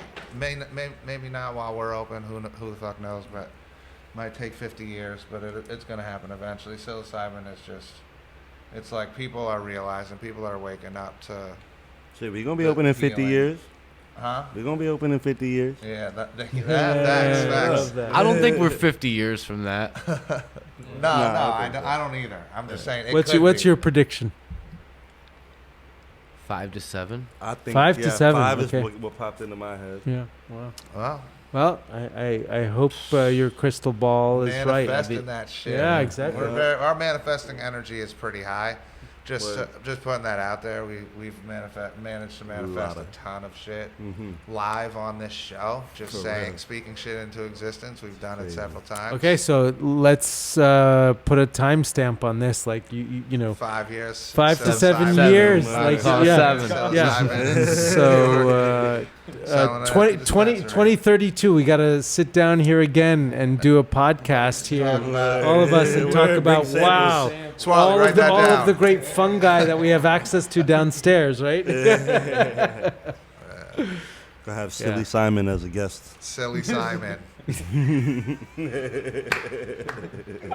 Jay brought I have Silly not heard Simon that. into the studio like 5 years ago. Bunch of Probably. times. Was that a rapper? Oh yeah. No, it's just Silly Jay. Simon. Jay when he's off the shrooms, he's Silly Simon, it is. bro. Silly Simon. Just Yeah, freestyle yeah. like That's the homie right there. You know what I mean? Yeah. Boy Simon, you get silly. You know Silly what I mean? Simon. We got a song called Silly Simon in the Yeah. vault. Yeah, don't we do. Yeah, we We do. got a lot in the ball. I mean, we got a lot in the vault, but specifically a song called Yes, Silly Simon. no, for sure. There was a whole period, a little era, where we was just a little microdose every session. Well, he would microdose. Yeah, I would and you would macrodose. macrodose. Yes. So I got a question for you guys. What's up? How many products is the right number of products to be carrying in a dispensary? Oof. I Well, think I'll we're still tell you, figuring that Yeah, I out. don't know that. I'll tell you from an ownership standpoint, in terms of being able to maintain really good relationships with the vendors and the brands and pay everybody on time and like move, there is a sweet spot, and that sweet spot is like 300 to 400 SKUs, 500 SKUs maybe. That's a lot of SKUs. Yeah, but it's like 500. Like, how is a bud tender supposed to know 500 SKUs? Still trying to figure that out. Listen to Ryan. What would happen if you only had 100 SKUs? I don't know. I don't think you can. The amount of brands in this market that are really top-notch, scalable, making good relationships and have a great product line, there's like I don't know. It'd be a shame to not take advantage of that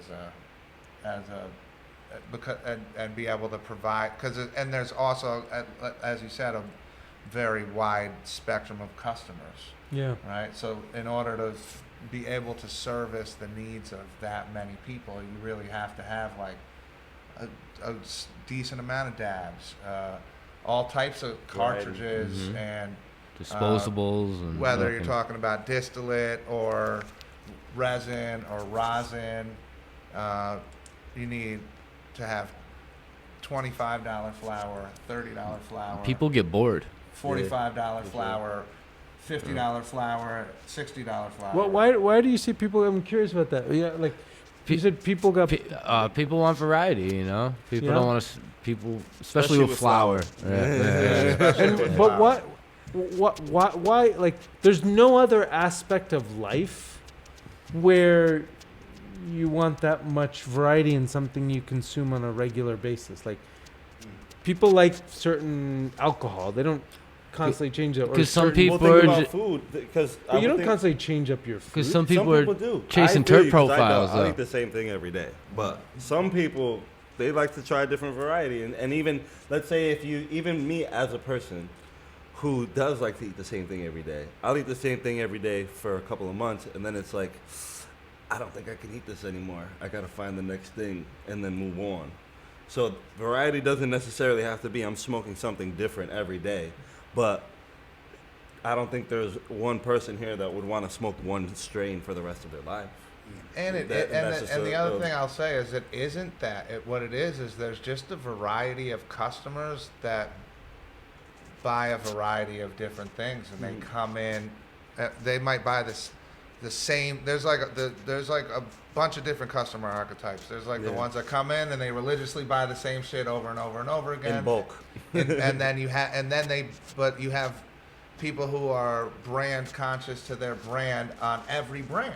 So, you know, so you can't leave out a brand out of your selection, or else you just miss that customer because they like that brand. Yeah. And you have to, and we base it off of numbers too. So if your shit does well in the store, we're gonna carry your shit in the store. Yeah. If it doesn't, then we got to make room on the shelf for something that does. And we found, based off of that model, we don't have stale products. So that's like, we're doing something, right? Yeah. And that's why we find that is our sweet spot, because we end up. But like, what's your don't you have a favorite strain? Don't you have a favorite strain that you've loved? I have like. Or a few? Yeah, I have a few, and I have like favorite brands that I like root for because they bring. But wouldn't you want to have that regular strain, that same strain that you love, available all the time? I mean, part of the issue with all this variety is that we have no consistency. Sure. Like, and there are customers who look for that too. Yeah, I'd love to have Jack Carrere regularly every single week. All right, so and we always have that every single week, and that's why we have so many SKUs. I'm going to be driving up here. Let me add. Like, we have a couple. That's what I'm saying. We have a couple of that's how we pick our brands too. Oh, good. Is the people who like have that mindset of, we're going to be consistent with this thing, we'll be able to provide something that your customer will be able to come back in and get every time. And we have a few of those brands that do a very good job of that. Yeah. And we have a certain type of customer too that is very educated and just knows good products and will want to come in and have the conversation with us to pick our brains and see like what's new in the industry, what just came out, like what's fresh. Like, that's something that's, I feel like, more, not even so much variety, but it's kind of just like a like new music. Like, oh, what's the new, what do we got now? What just came out, or what's fresh, because the industry is evolving. Yeah. And there are new products with new cannabinoids and new flavors, new curing processes, new, you know what I mean? Moon rocks or infusions and all these things. So sometimes people, and I think that's what the dispensary is for a lot of people. And that's the separation from the if street. you want to keep supplying that product, you got to keep them SKUs around. Mm-hmm. You know what I'm saying? So that's how them SKUs build up, because, you know, we want to keep this product because we got, you know, 20, 30 customers that buy this product religiously, and we want to keep it in stock for them. That's like and we got to stay up on times too, you know. And we're trying to find new brands, you know. We want to start carrying those micros, so that's going to be more SKUs and whatnot. So if you want to start, a lot of the SKUs are small batch stuff, you know. Like even one of the brands we carried from the jump, like when it goes, Peregrine, you know. Yeah, like, Peregrine. We don't have anything from forces it Peregrine right now.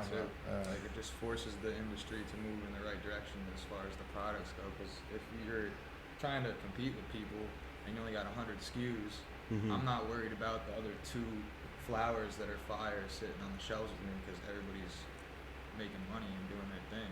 But if you have multiple SKUs, it kind of puts the pressure on the brands to do what they're supposed to do. Yep. Yeah, and too, there's some like how we were just talking about with Peregrine too. Is like that is one of those brands that is super consistent. They keep coming with the same strains, and every time they come, it sells out in a matter of days, and then people are constantly asking about it, right? But in that in between time, when they're asking, oh, where's the Peregrine, they still need to smoke something. So we got to find something that's like, oh, here's this next best thing, and you know what I mean, and then just keeps like ever changing in that way. And you know, when you build relationships with your partners from the beginning, when there wasn't a lot of flower, and now there's a lot of flower, and new flower comes to your door and it's bomb. Are you going to turn that shit away? No, but are you going to replace some other shit that you've had for these relationships that you built and say, well, you guys got to go because I got to keep it to 100 SKUs? Like, no, you got to keep everybody, because you got to bring the new fire in, and you got to keep the old favorites around, because people come in and buy that shit consistently, and also you've developed a good partnership from the beginning with those people, and it shows with, you know, keeping your brand loyalty. And we're bringing additional, but everybody understands that the market's growing. Just like we understand the market's growing to more stores opening up, and we have to share the customer base, just like you guys have to share the shelf space, right? Yeah. It's like everybody's feeling it in that same way. Yeah. He sparked something. And so say once we get to like the 500 store mark, I was watching an interview where like the owner of Chick-fil-A, Dan Cathy, he talks about one of the successes of Chick-fil-A is because of their limited menu. They only have like 10 items, and it's been like that since the beginning of Chick-fil-A. And they have those 10 items, but they do those 10 items consistently the same way every time. Do you think once it gets to the 500 store mark, there will be dispensaries opening that only sell? So say if like 1906, y'all already a big brand, but y'all built y'all brand so big to where y'all opened up a 1906 store that just sells 10 different 1906 products. Kind of like once dispensaries is here as much like in the same capacity as restaurants in a way. Do you think there could be dispensaries like that in the future? Like kind of based on what you said, where it's like just those they products. Have like a very kind of like a cookie store, like a cookie store, but only cookies. Even just like cookie, exactly, just cookies, exactly, but a super limited. I mean, could that sustain? I think it's going to be a big problem if there's 500 stores and they're all carrying the same inventory, right? I think that's really bad for the industry, because then you just start competing on price, and it's bad for the stores. It's bad for the customers. It's also bad for the brands. Like, I'd rather be in 100 like stores where people are driving to those 100 stores because they know they can get 1906, and we have not just like this much shelf space, but we have a whole wall there, and you know, we're doing $5,000 a day in that store because they got so much traffic. Like, to me, I'd rather have that kind of market than 500 stores carrying 1906, which means we got to service 500 stores. You know, it's like, so I mean, It's such a fucking clusterfuck with that whole thing, though, right? Because you want to scale up and you want to be able to be in as many stores as possible, but that just means that you have to also hire that many more people to do that much more coverage. And it's the same number of sales, but now spread across 500. Like 500 stores, right? Because you think the market would be what it would. People would travel to the stores. Yeah, to get to, and then different stores, they could compete not on price, they could compete on product selection. Like, I was in Amsterdam a year ago, right? Amsterdam has had coffee shops for a long time. Yeah. Do you know how many strains that they generally carry in an Amsterdam coffee shop? What would you guess? 5. Yeah. Yeah, like 10. 10. Yeah, 5 to 10. You know why? Because most people don't know what these strains are anyway. Right. You know, they're looking, and I loved that experience because nobody can explain. I mean, how many flower strains do you have as an example? I mean, so it depends if you're talking, our outdoor. Yeah, across all flower. Across all flower. Probably have 100 at least, right? At least. Yeah. At least. None of us could know 100 strains. Impossible. So and all of them are high quality because you know that they have like selected these 10 and they're all good. So you can't make a bad mistake, right? But now somebody could describe for me, well, this is like this and this is like this, and I can make an intelligent choice. Otherwise, I'm just looking at a list of 100 and being like, what? Right. So I'd love to see a world where some stores are more specialized and have a distinct, both experience and a distinct product set. And it's like, wow, you know why? Because you've done that's a real connoisseur. That's like, they've done their homework and picked out. You know what's funny, though, is that I'd say a lot of people would describe our store as that, despite the fact that we have 100 flower varieties.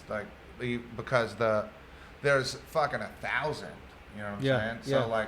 So, we handpicked the ones that are, there's a bunch that we don't have. Yeah, right? And then you could tell me, okay, Peter, we'll carry 1906, but we can't have you 2 miles down the road. And I'd be like, sure, yeah, that's fine. I'd rather focus my energy and efforts with you and tell all my customers, go to stage one. Go to stage one because I know you're going to be taken care of. And then so it's just no, we definitely have those relationships with a few people. So we do have exclusive products that you can only get in here, here in the capital region, because we're going to launch the RSO gummy with you, right? Exclusively here. We have the next 1906 product. And we're hashing it out in the break room, talking about the idea. So. 100 milligram RSO gummy that is we love RSO. RSO's in our sleep formulation. We were one of the first ones to produce an RSO pill, and RSO is great for pain, and so it was Ryan's idea. Yeah. So I'm fucking Rye guy, bro. You always try to get him to come on the pod because he's the most. Well, he's here now. Yeah, he's here. Shout out to Ryan. Shout out to Ryan. We always talk about him. He's definitely podcast famous, but has never actually appeared on it. We got people who religiously watch the pod are like. I recruited Ryan, actually. He did recruit Ryan. I got to meet this Ryan kid. Just come to the store. All right. 810 Broadway. Jay, what's the address? 810 Broadway. Don't go the wrong way, because I know the address I told you was wrong. 810 Broadway, Rensselaer. You know what I mean? Stage1dispensary.com.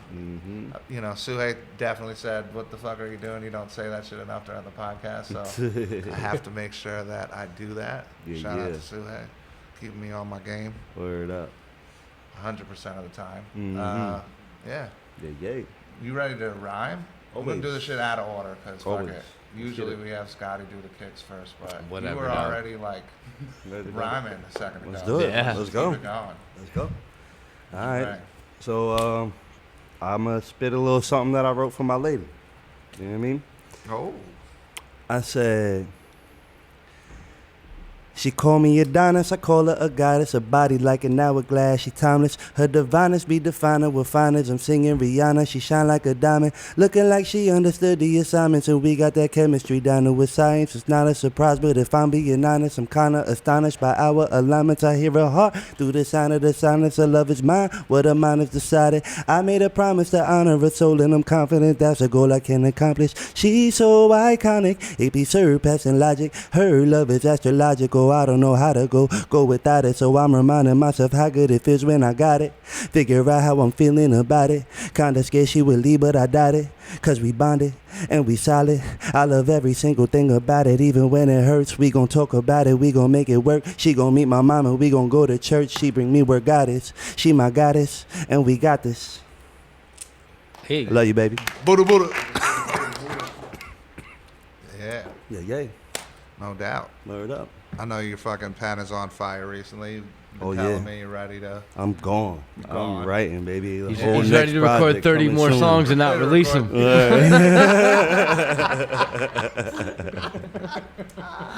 I'm Jokes peer until you pressuring them fucking- into releasing them. Just Until you finally drop some shit. Yes. We here. Word up. It's that time. Yeah. Buddha. Scotty, you've been getting you got your list of kicks that you've brought to the show before from Swirl, so you don't repeat. I did repeat a pair though. You did.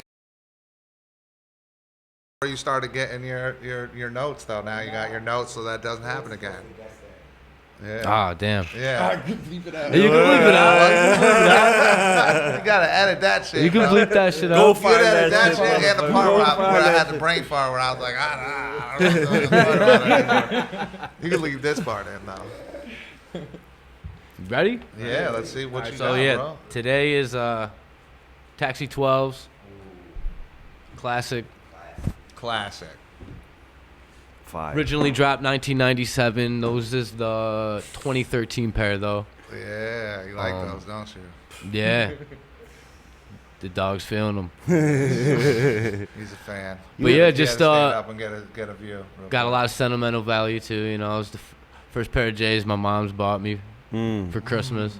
Shout out to moms. Shout out to Mom Dukes. I used to have to ask for them for Christmas. That was the only way I was getting them shit. Yeah, be like that. It was a $100 shoe in the 90s. Fuck that, man.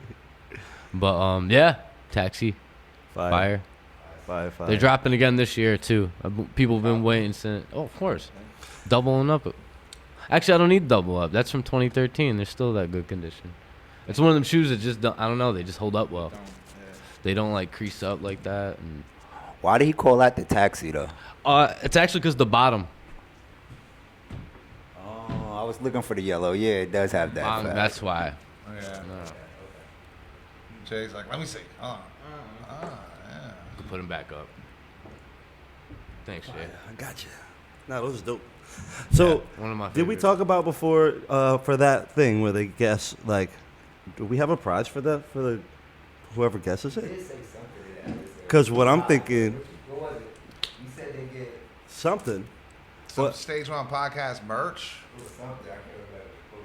We should try to, like, maybe as until whoever figures it out, each time we have like a guess. See if maybe you want to put like a gummy or something. Maybe put that in the prize. We can throw it all. You know what I mean? And then have a little package prize for the pack. whole. You know what I mean? We can all make it happen. Like Yeah, I mean, we should make it like a whole gift box. Yeah, you know, yeah, Of you know what I 1906 mean? products plus our high-ish beanie. Yeah, You that's a great idea. all right. I love that idea. See if we can make it happen. What's the Why not?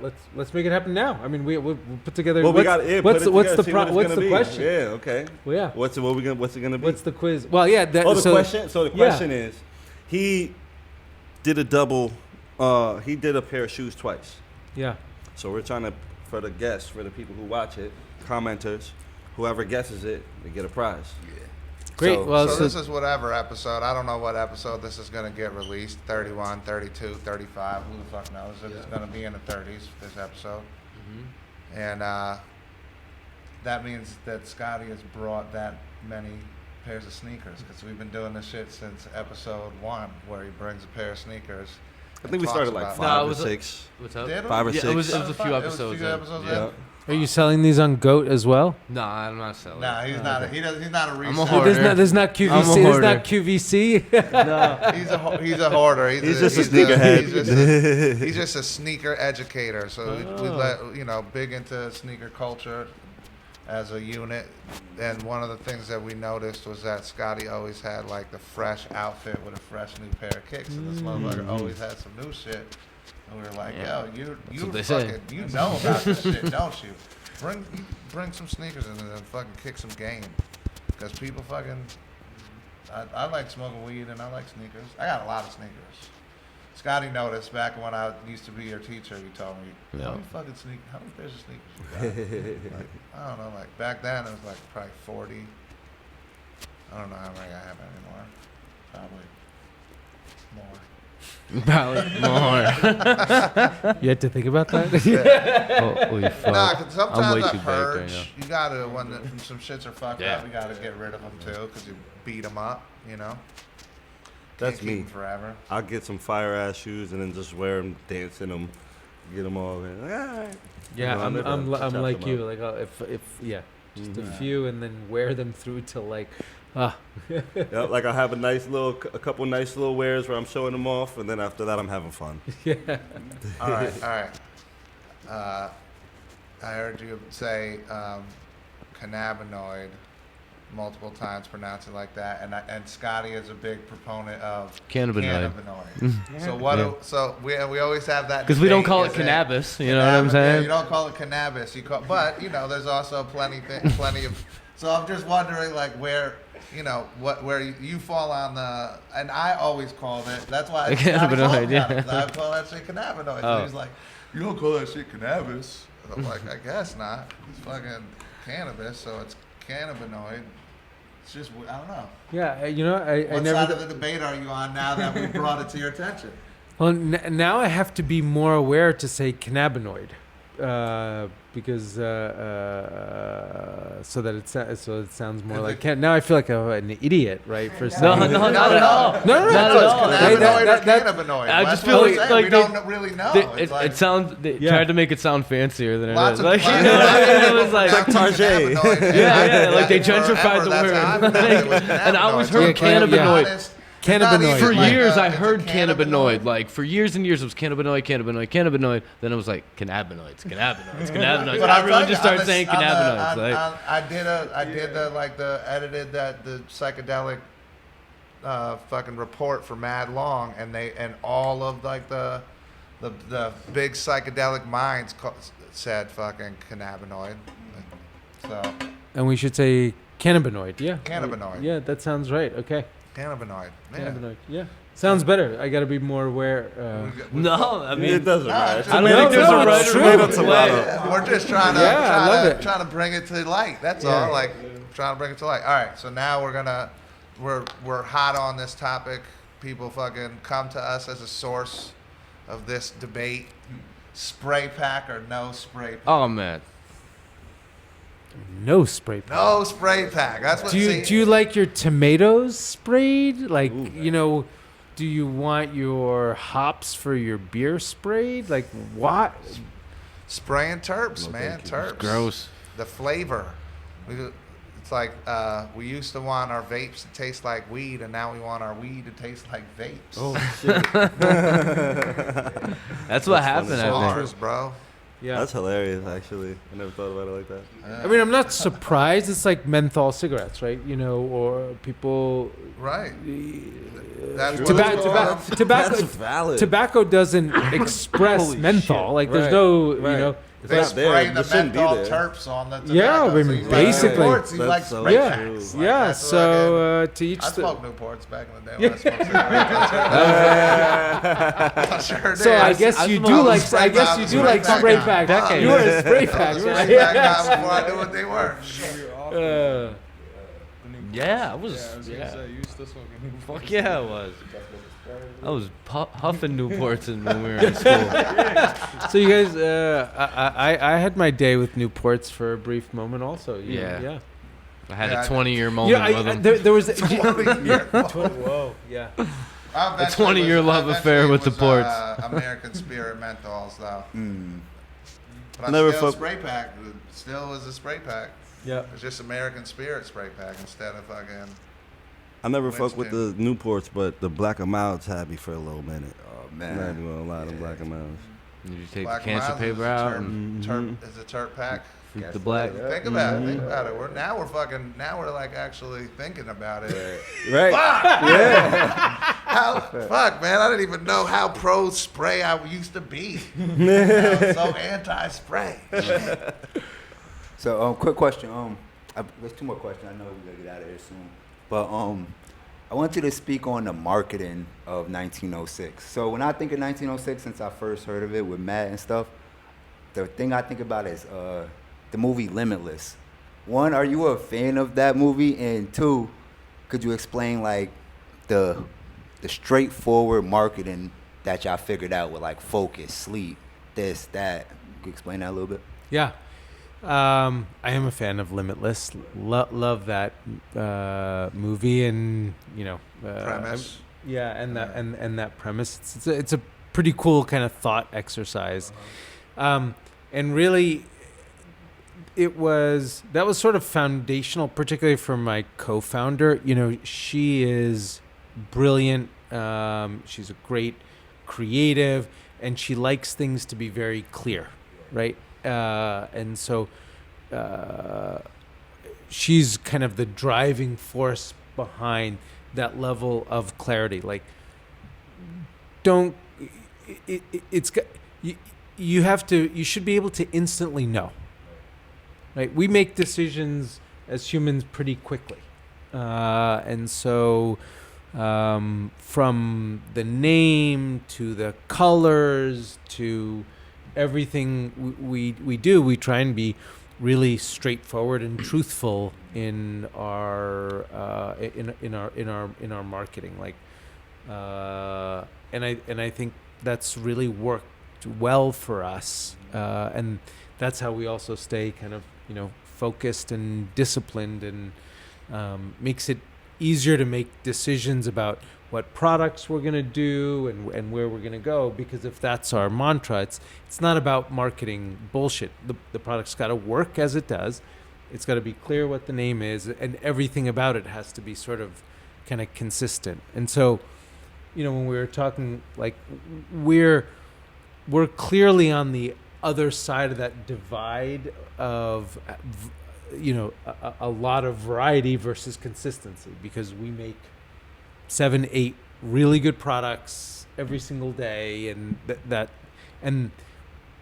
that's the lane that we've chosen, and But that's like, if as a dispensary we're carrying that's like 8 SKUs, 7 or 8 SKUs. Yeah. You know what I mean? And Yeah. and that's like one product line. Yeah. That's like that's all you need, though. Right. No, it's true though.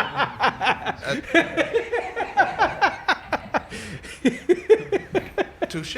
No, but and what I'm saying is there's like that. That's very. I can tell you who to remove. If you need help, Josh, we'll go downstairs after it. I'll help you clear up. Shots fired.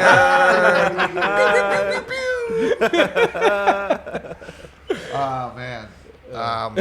So, yeah, man, we're fucking. That's a lot. Like your packaging is really. I wanted to actually comment on that because New York State had really strict regulations on what you could do with your packaging, color wise, image wise, and you guys were already kind of compliant. Like, fucking. How is that? Like, because I know a lot of brands. Like, we're creating brands. Yeah. You were already a brand, right? You're already like successful in other markets. And there's brands that are successful in other markets that had to change what they looked like in order to join this market. I remember that, yeah. So now you didn't have to do any of that. What's that like? It was nice. I mean, we had to do a lot, It's hard enough, man. Like, This industry is fucking hard. Right. So it was. So it was like a win, right? Yeah, that was a win. That just happened to be. What made you make that choice to like come with such that simple design, that low key, the colorway is so kind of mellow and chill. There's not a brightness to it. It's not like but the color's still there. It's like that's obviously deliberate, intentional. Because when we went out to Colorado, I went out to Colorado for the first time to look at dispensaries with my co-founder in January of 2015.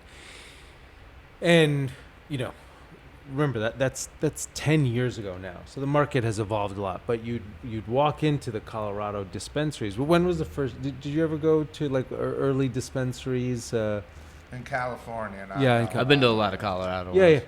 I mean, it's like, whoa, all of this crazy shit and colors and confusing. And so it was like, okay, the only way to stand out is to be the one who's standing up sort of straight and tall. And like, I mean, A, that is our aesthetic, but B, it actually helped us stand out when everything else is just so animated and crazy and just like psychedelic and exactly. Yeah.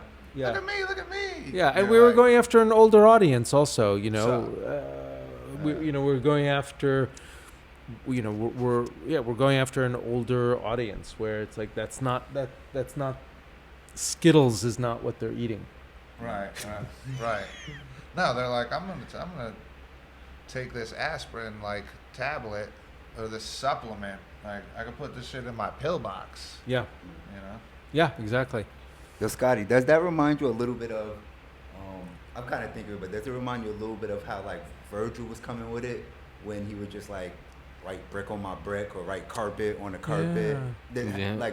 Did it inspire you, but there was a great designer that passed away named Virgil, and he would do that. Oh, yeah. No. Focus on a focus pill is, like, genius, like. You hear indica and sativa. Genius, genius. You hear indica and sativa, and you still gotta explain that to some people. But if it just says focus, sleep. My co-founder was big, was influenced a lot by Virgil. I could tell. Yeah. So you're good. I'm gonna. You're really good. Wow. Yeah. That's right on. Okay. Yeah, and a great man. Like, big loss to all of us. My last question, so in Big Pharma, we all heard of Adderall and stuff like that, and there's a lot of people even nowadays that's like addicted to Adderall for focus and stuff like that. How do you have you heard any stories of people taking the focus pills and it kind of leaned them off Adderall? It kind of was a substitute for an actual, because I don't know, it is a pill and it may be hard to like market it in a way. Yeah, it's a cannabis. But have you heard any stories between Adderall and the focus pill? And so no, thanks for sharing that. So I'll tell you the kind of the story of Genius, and it's a very personal story. I was diagnosed when I was much younger and was on Ritalin from a teenager. I was on Ritalin for about 10 years, Adderall for probably 20 years. It was like that was like my morning coffee, and it really did work in a lot of ways, but it killed my libido. It made me irritable. I really felt both my mood and my energy swings by kind of, and I didn't like being tied to that substance, but I also felt like I had no choice. Or at least that's what I told myself.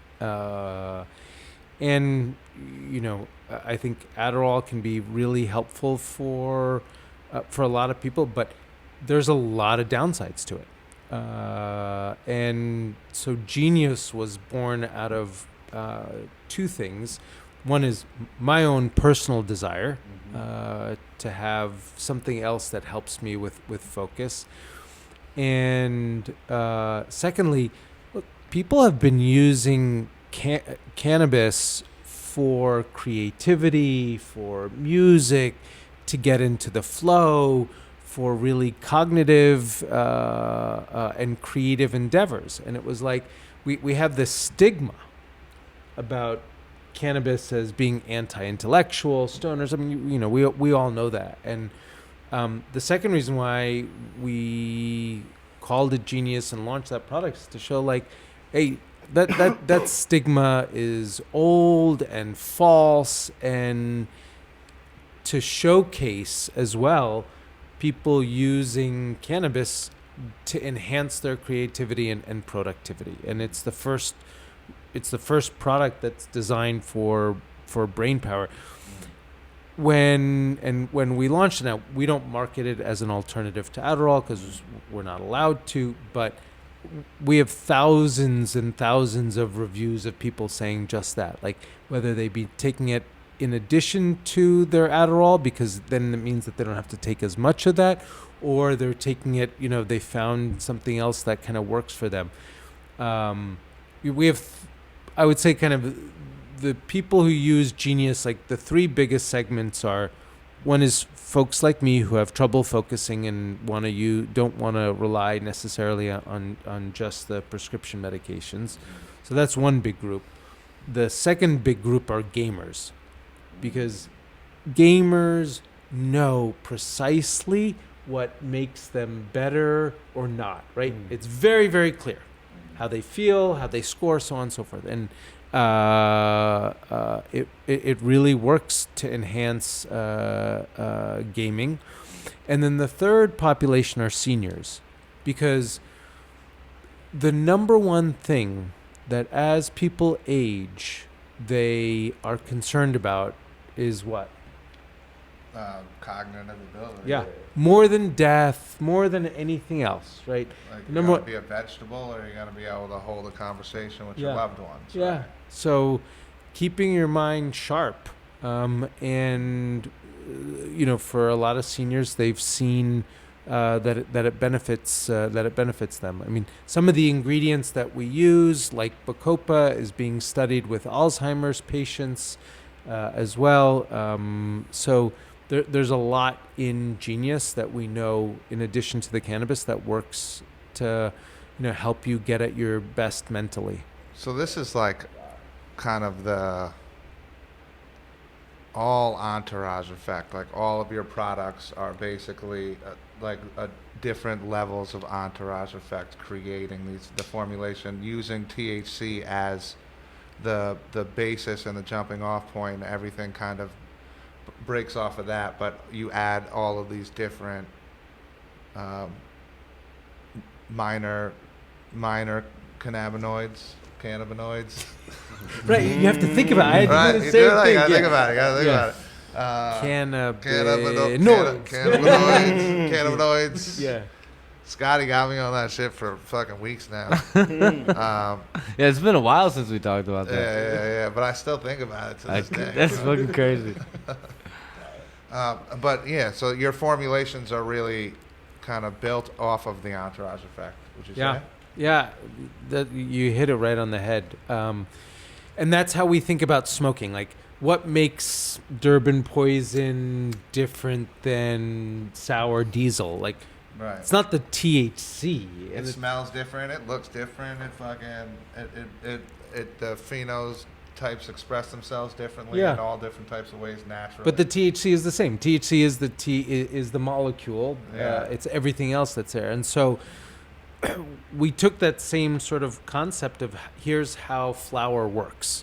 It's not the THC that's different. It's everything else. Now, flower works because of the terpenes, because terpenes are volatile organic compounds that, when combusted in the air and inhaled into your nasal cavity, create a physiological effect. Right? That's why when we smell lavender, we feel a certain way. That's why when we smell coffee, it's awakening. That's why when we smell limonene, it makes us feel a certain way versus myrcene. That works in flower. It doesn't work in edibles. And one of the things that, it's important for everybody to understand is, like, when people tell you, like, they made their edibles with terpenes, like, you should throw it in the garbage, because terpenes don't work in your gut. Otherwise, we'd be eating myrcene gummies long before cannabis came along. Okay, right. That's just, it's science. It's not magic. terpenes don't work in the gut. Terpenes are volatile organic compounds that only create a physiological activity because of their exposure to your nasal cavity. That's science. So when we take the science, then in things that you digest, it's other plant medicines that are the analog. So limonene is like caffeine. Myrcene is like our magnolia or L-theanine. And so we think that's how we thought about all of our products to show this is how flower works, this is how edibles work. And if you want a consistent effect, this is how you create that. So where did you come up with the ways of like rating what the effects of is there like a scale that you've referenced, or is it based off of like anecdotal personal experience? Did you do a double-blind study? Like, yeah, we couldn't do a double-blind study because Right, you know, right. like Yeah, you can't. Yeah, no, I mean it would be. What we did well, is we can now. I think at some point we might be able to. yeah, soon enough we can. I mean, soon. We still really can't just yet. But the way we thought about it was a little bit more intentional. We said, okay, what are the reasons why people use cannabis? And we said people use it for energy. People use it for focus. People use it for mood enhancement, for anxiety, for sleep, for pain. Those are like the major. That covers probably 90% of why people use cannabis. And then we said, what constitutes an ideal experience of energy or sex or sleep or mood enhancement? And what are we trying to solve? So let's take, for instance, one of our most popular products, which is love. Right? Why is it that people have bad sex? Well, you have bad sex because, number one, we start off too much in our head and not enough in our body. Right? Just doesn't go. Getting in the mood and being sensual means you got to drop out of your head and into your body.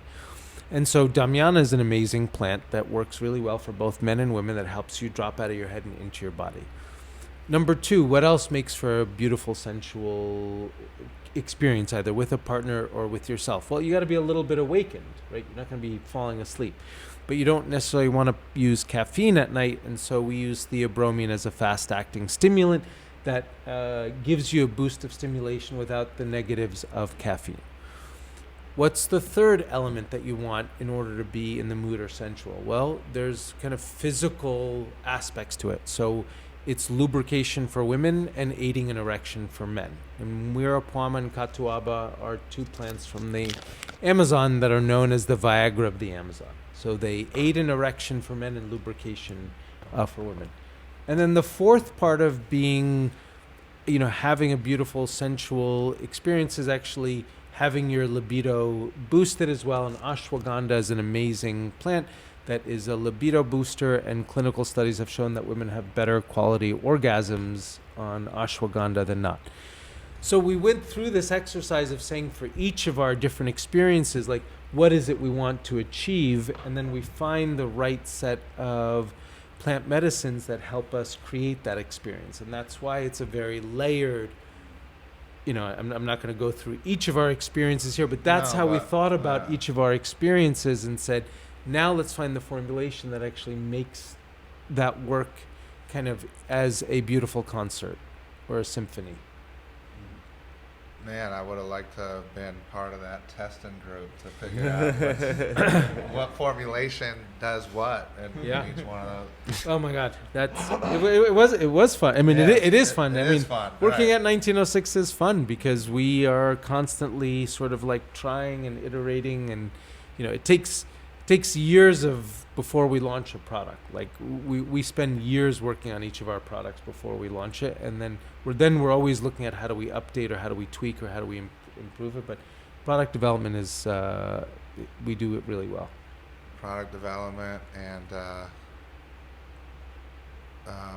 ketamine assisted therapy. Yeah, they go hand in hand. Yeah, I mean, I've had some of my most creative and eye-opening moments where I'm unlocked from my frontal lobe. Yeah. That's the place where you can create new neural pathways. Yeah. And learn from a new place that allows you to approach that fight or flight and that nervous system response that we were talking about earlier, to bring it right back around to yoga, but to control that nervous system response, and not from your old child mind where you learned, where you weren't, you learned your trauma and you weren't necessarily brought through it from a safe space, and you can redo it in a safe space and change that neural pathway, right? That's how it works, and a beautiful thing. And beautifully said, Josh. Yeah, definitely, for sure. Shout out to fucking that right there, and changing the world through plant medicine, honestly, which is what I'm hearing that your absolute intention is to do, and using not just using cannabis as the catalyst, but employing all different plant medicines to provide the word that it says right on the outside of the packaging. It couldn't be more simple, and it's beautiful, and we're really happy to have you, and we really appreciate you taking your time to be a part of the Stage 1 podcast. So shout out to and Duke for thank pulling you, up. Duke. Thanks, Yeah, Duke. there you go. Shout out to Duke. He just did some yoga. He just did downward dog and upward dog. Who's a good boy? Stage 1 podcast, legacy to legal. You know what I'm saying? Stoop to store. Duke knows. Yeah, and you know what? We got to put stage1dispensary.com along the bottom of the screen. Right. Flash it. Flash it. In a really bad font. 1906. Stage1dispensary.com. Pull up and get your 1906 at stage1dispensary.com. Shout out. Peace. Buddha Buddha. Buddha Buddha. Rap deals. Stage 1.